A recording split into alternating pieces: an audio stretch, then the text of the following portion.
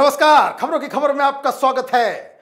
उत्तर प्रदेश की राजनीति में एक बहुत बड़ा भूचाल आ गया है। दरअसल चुनाव से पहले जिस हिसाब से समाजवादी इत्र की दुर्गंध पूरे राज्य में फैली है, उससे हाहाकार मच गया है। हाहाकार किस कैंप में मचा है? हाहाकार उन पॉलिटिकल पार्टीज के अंदर मच गया है जो लोग, जो पार्टियां, जो नेता समाजवादी पार्टी के साथ गठबंधन कर रहे थे या जिनकी घोषणा कर दी गई थी। खबर ये आ रही है कि कई सारी पार्टियां जो समाजवादी पार्टी के साथ हाथ मिला चुकी हैं, वो अब फिर से अपने चुनावी रणनीति के ऊपर, इस गठबंधन के ऊपर पुनर्विचार करने के लिए बाध्य हो गए हैं। ये क्यों हुआ है, किस वजह से इस तरह के फैसले लिए जा रहे हैं, ये मैं आपको आगे बताऊंगा। लेकिन आज की जो बड़ी खबर ये आ रही है कि पुष्पराज जैन जो समाजवादी पार्टी का एमएलसी है, जिसके घर पिछले 3 दिनों से इनकम टैक्स का रेड चल रहा है,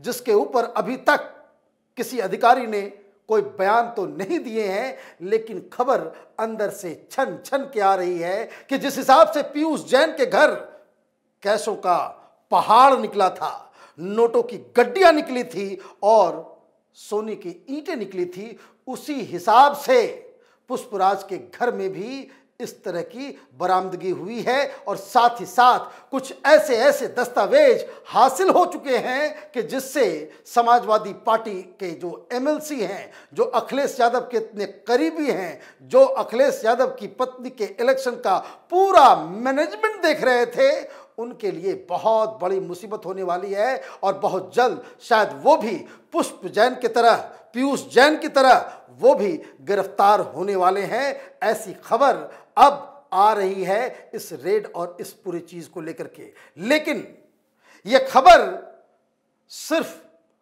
इनकम टैक्स चोरी के लिए इंपॉर्टेंट नहीं है। यह खबर सिर्फ पुष्पराज जैन या पीयूष जैन के लिए जरूरी नहीं है। यह खबर समाजवादी पार्टी और विपक्ष के सारे लीडर्स के लिए चौंकाने वाली है कि भाई चुनाव के ठीक मुहाने पे अगर इस तरह के खुलासे होते हैं, इस तरह का वीडियोज आता है, इस तरह के केसेस चलते हैं, तो इसका इम्पैक्ट चुनाव पे क्या होगा। लोगों के अंदर बड़ी नाराजगी है। जिस हिसाब से जो पब्लिक ओपिनियन इस कैश कांड की वजह से बन रही है, वो विपक्ष के लिए काफी घातक साबित होने वाली है। दूसरी खबर इसी चीज से जुड़ी हुई है कि पीयूष जैन जो पहला इत्र व्यापारी जो गिरफ्तार हो गया, उसको तो दवाइयों की अब जरूरत पड़ गई है। जेल के अंदर मन नहीं लग रहा, ब्लड प्रेशर भी हाई हो गया है, नींद नहीं आती। नींद के लिए वो कहता है कि हमें नींद की गोली दो, अदरवाइज मैं सो नहीं पाऊंगा, ज्यादा नहीं सोऊंगा तो तबीयत खराब हो जाएगी। और अब जो डीआरआई की तरफ से खबर आई है, ये जो कन्नौज के घर से ये सोने की ईंटें जो बरामद हुई हैं, इसे विदेशों से लाया गया है। और इतना ही नहीं, इन ईंटों के ऊपर जो हॉलमार्क होता है कि कहां से ये सामान आया है, कहां की ईंटें हैं, किस देश का ये सोना है, उसके हॉलमार्क को बकायदा इरेज करने की कोशिश की गई थी। मतलब ये एक तो स्मगलिंग और दूसरा सबूत को मिटाने की कोशिश। और ये सारी चीजें अब समाजवादी पार्टी के लिए बड़ा महंगा पड़ता चला जा रहा है। पब्लिक तो यही कह रही है कि ये जो नोटों का जखीरा मिला है वो चुनाव के लिए इस्तेमाल होना था। अब जो 12-13 जो दर्जनों पार्टियां, जिन लोगों ने अखिलेश यादव के साथ हाथ मिलाया था, उनके अंदर अब कोलाहल मचा हुआ है, हड़कंप मचा हुआ है कि अगर इस तरह के पब्लिक ओपिनियन के साथ आप हाथ मिलाएंगे कि जिसमें एक पार्टी को लोग चोरों की पार्टी समझ रहे हैं, तो आपके उम्मीदवार के साथ क्या होगा। जो न्यूट्रल वोटर्स हैं, जो युवा वोटर्स हैं, जो जाति और धर्म के आधार पर वोट नहीं करते, उनका वोट तो मिलेगा नहीं। और चुनाव में इस तरह के वोट की संख्या कम से कम 30 से 40% के आसपास होती है।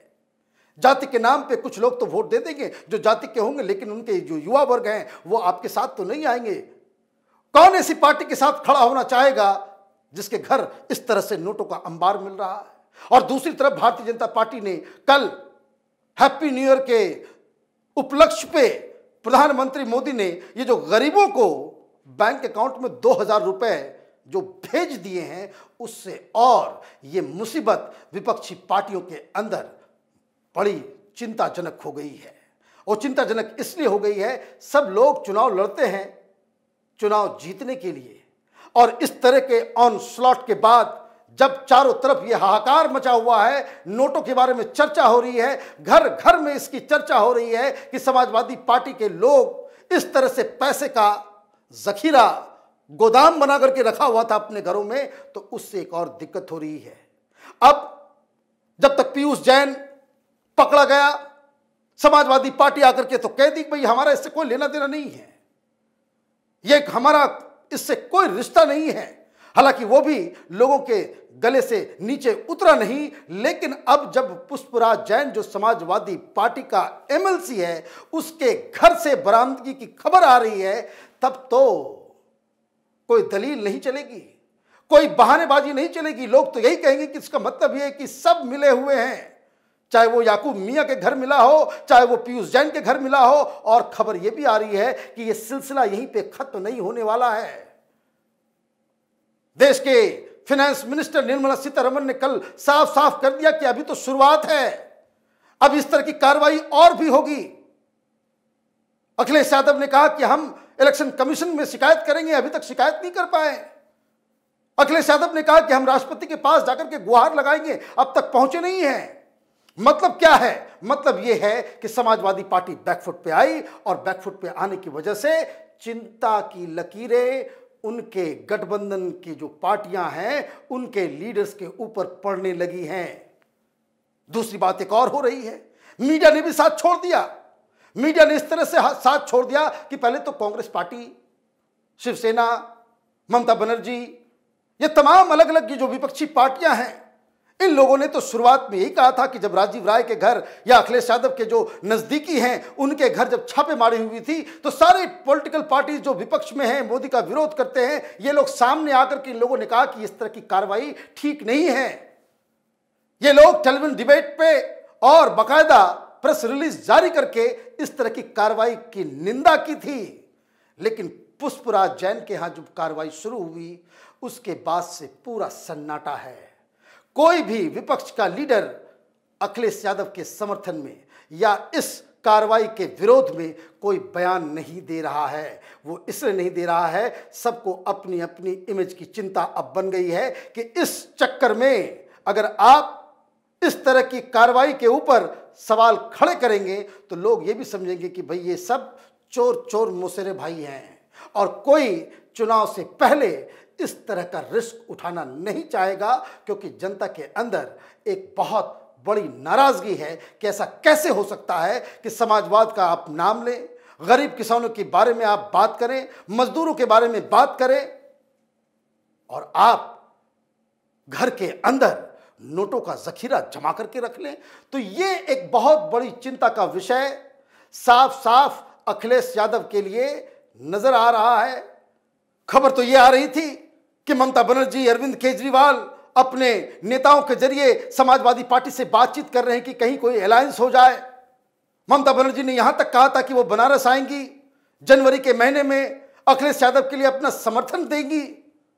लेकिन ये सारे प्लान, सारा प्रोग्राम वो हॉल्ट पे चला गया है। और इससे भी ज्यादा चिंताजनक स्थिति ये है कि जिन पार्टियों ने अखिलेश यादव के साथ हाथ मिलाया, वो अब भारतीय जनता पार्टी के पास अपने संदेशवाहक को भेज रहे हैं कि कहीं कोई गुंजाइश हो तो हम भी इस नाव को छोड़ के आपके साथ खड़े हो जाएं। ये साइकिल पंचर होती नज़र आ रही है, साइकिल पे अब बैठना ज़्यादा उचित नज़र नहीं आ रहा है, हमें हाईवे पे चलना है, हमें कुछ एमएलए जितवाने हैं। और इसलिए समाजवादी पार्टी इस समाजवादी इत्र की वजह से जिस मुसीबत में पहुंची है वो काफ़ी चिंताजनक है। अब देखना यह होगा कि किस तरह की बहानेबाजी, किस तरह का दलील, किस तरह की तर्क वो सामने लेकर के आते हैं, क्योंकि अब तक अखिलेश यादव ने बड़ा ही ब्रेव फ्रंट के साथ इन सब चीज़ों के ऊपर बातचीत तो की, लेकिन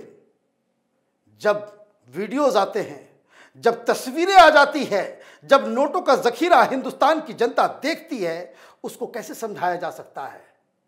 उत्तर प्रदेश का चुनाव भारतीय जनता पार्टी के लिए डू एंड डाई का सिचुएशन है।